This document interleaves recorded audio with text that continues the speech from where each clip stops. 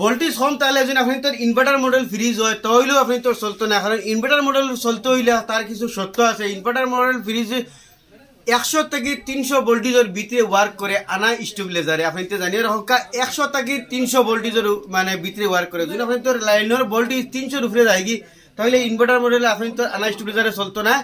আর যদি লাইনও 100 ভোল্টেজের তলে নামি যায় তাহলে আপনি তোর ইনভার্টার মডেল ফ্রিজ চলতো না। আপনি দেখাই এই যেটা ইনভার্টার মডেল ফ্রিজ আছে দেখতে হইতে লেখা আছে ডিজিটাল ইনভার্টার, এটার মাঝে আপনি দেখতে হয় কোম্পানি লিখে দিয়েছে স্টেবিলাইজার ফ্রি অপারেশন, মানে আনা স্টেবিলাইজারে কাম করবো। কিন্তু আবার তাহলে তার তলে লিখে দিছে 100 ভোল্ট টু 300 ভোল্ট, মানে 100 ভোল্ট থেকে 300 ভোল্টেজের ভিতরে এটা কাম করবো। তো গতিকে আমি আপনার হইতাম চাই আপনার ইনভার্টার মডেল ফ্রিজ হোক চাই নন ইনভার্টার মডেল ফ্রিজ হোক, ফ্রিজের মাঝে হামেশা আপনি স্টেবিলাইজার দিয়ে ইউজ করবা। স্টেবিলাইজার ইউজ করলে আপনি তোর ফ্রিজের লাস্টিং বাড়ি দিব, হায়াত বাড়ি দিব। যদি আপনি বিনা স্টেবিলাইজারে ফ্রিজ ইউজ করেন চাই নর্মাল মডেল হোক আর চাই ইনভার্টার মডেল হোক, তাইলে আপনি তোর ফ্রিজ খুব দিন যাইতো না। জলদি ফ্রিজ খারাপ হওয়ার মেইন কারণ হইল গিয়া বিনা স্টেবিলাইজারে চালানি। বললাম না আপনি তো চাই ভোল্টেজ থাকক চাই না থাকক, চাই নর্মাল মডেল হোক চাই ইনভার্টার মডেল হোক, আপনি ফ্রিজের মাঝে স্টেবিলাইজার দিয়ে ইউজ করবা। আর ফ্রিজের লাগে স্পেশাল যে ফ্রিজের স্টেবিলাইজার আধা কেজি হয় আধা কেজি হয় মানছে ওগুলি ইউজ করবা। এই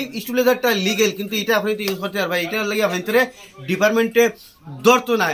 আর বেশি কিছু আমি কইতাম চাই বর্তমান যে হিসেবে গরম পড়ছে আর আগন্তুক যতদিন গরম থাকবো আপনি তোর বহুত বেশি অংশ জায়গার ভোল্টেজ কিন্তু 100 তলে নামি গেছে। গতিকে আপনি তোর ইনভার্টার মডেল ফ্রিজ হইলেও বিনা স্টেবিলাইজারে চলতে না। গতিকে আপনি ফ্রিজে হামেশা স্টেবিলাইজার দিয়ে ইউজ করবার চেষ্টা করবা।